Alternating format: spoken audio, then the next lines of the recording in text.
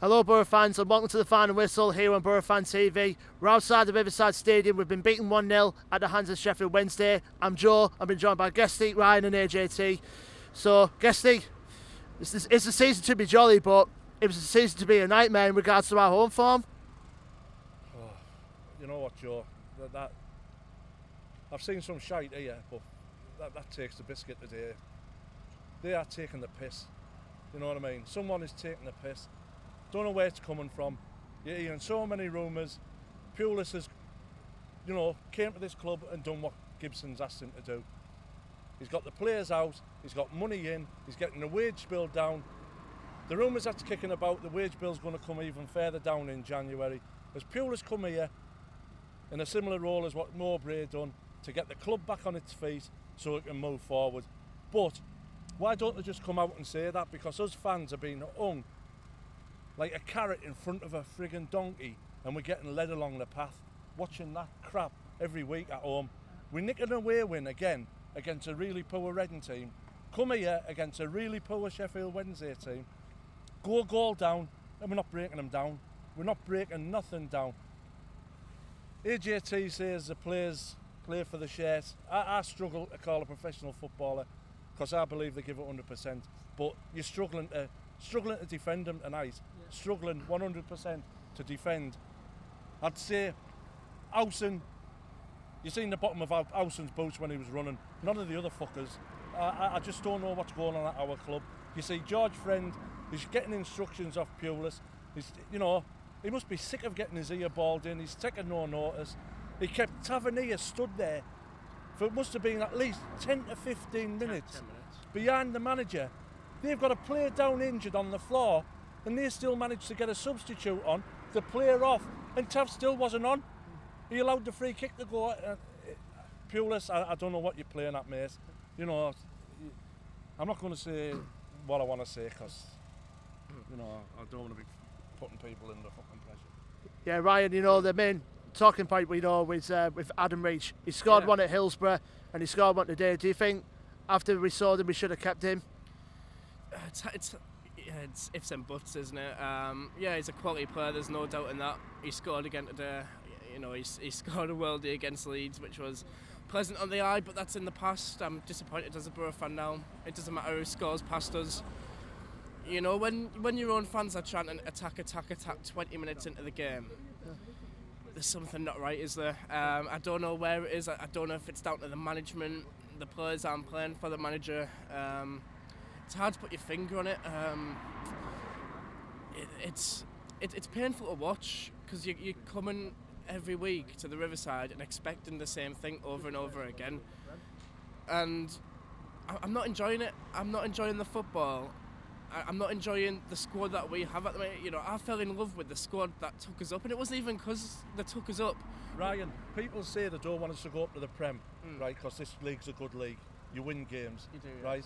We're winning less games here now than what we were when we were in the freaking Premier League. Yeah. So where do the fans want us? Where do we want to be? Because we can't even win a fucking game at home in the Championship. You're right. It leaves me speechless. It does, because I remember where the club was 2 years ago in the Premier League, and here we are now, struggling to beat managerless teams, teams down there, and you think, well, what's gone on in the last 2 years to get from the Premier League to where we are now? Yeah, it could be worse. Hull City won the Premier League when we were, and they're like down there now, but we're Middlesbrough Football Club, Joe. You know what I mean? We're a big club. Hull City are down there because they've got fuck all. Their owners screwing them over. Yeah. You know what I mean? We're a stable club, we shouldn't be down here, and we shouldn't have to be getting money off the books. Like Guesty said in January, more players will be going out. There'll probably be more outs than ins in the club. Yeah. It'll leave us with nothing. We have no depth, no quality to get us up this season. But when we had nothing, Ryan, at the start of the season, according to Pulis, when we had nothing and the squad wasn't good enough, it was exciting. We had Tav, we had Wing, we had Fletcher involved in nearly every game. Wing was starting every game. He come on today, his passing range is ridiculous. I don't get why he doesn't play games week in, week out. He was pinging balls left, right and centre, in behind. They were accurate. And it's amazing that he does not get in the team every week. I don't know what it's down to. I don't know if it's Pulis doesn't trust him, fitness issues, whatever. That man has to be playing in the team every week. It's the same with Tav. to have come on today, yeah, he didn't score, but we were creating a lot, well, not a lot more chances, but we were creating more chances when he was on the pitch than when he wasn't. You know, the fact that Stuart Downing gets in the team week in, week out, and Tavernier doesn't. We've got a player like Martin Braithwaite. Yes, this season he hasn't been great, and there's, you know, rumours that he isn't playing for the shirt. But when you've got a player like Braithwaite just sat on the bench, and he doesn't come on, yeah, he will be laughing. We're a laughing stock at the minute. We are a laughing stock. AJ, yeah. Compare, you know, to where we were against Reading last Saturday, and we come back to this. Yeah. I mean, people spending money to buy Christmas with the kids, a ticket to the game today. When to reduce to that, I mean, what's going on with the home form compared to where we were against Reading? It's all gone down the pan, Joe. It's just negative, mate. Everything about it's negative. You come here, it's negative. You leave the game, it's negative. And there's only one person you can really look at, or maybe it's a group of people, and that's the coaching staff. That's Tony Pulis. It's tactics, it's the players. All of them are centre defenders as well. Yeah, well, like I say, something's going wrong. You know what I mean? There's a bad egg somewhere in this squad.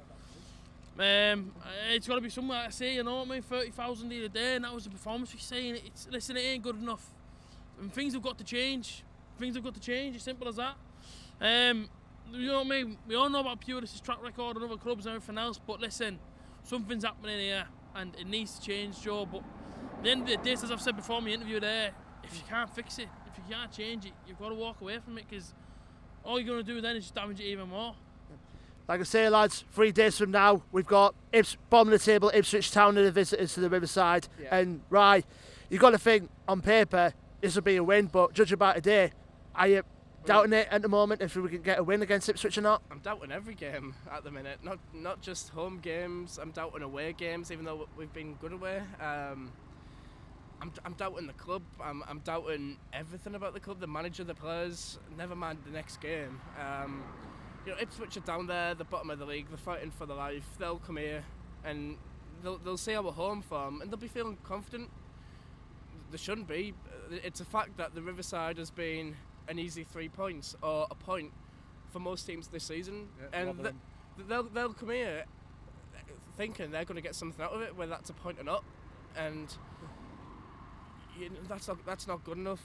I say the Riverside should be a fortress in this league, and it just hasn't been. We pay how much money it is for a season ticket every season, and we've won 4 or 5 games at home this season. If people are going to come here Saturday, right, expecting big changes, if people are going to come here in January expecting Pulis to turn into the most free-flowing manager on this planet, right, you're naive. It's not going to work. You're naive if Pulis you think has done this all his career. These are Pulis' tactics. When Pulis come to this club, you knew exactly what you were going to get.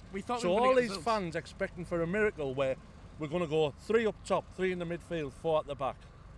It's not going to happen.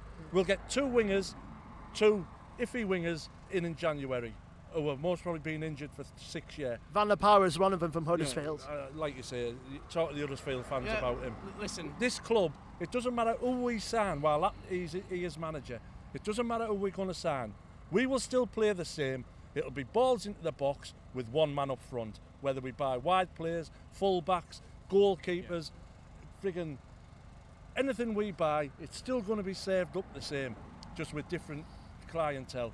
It's not going to change, no matter who we sign. On the Van der Power subject, I don't think he'll come here anyway. I've heard Leeds are interested. So is Celtic as well.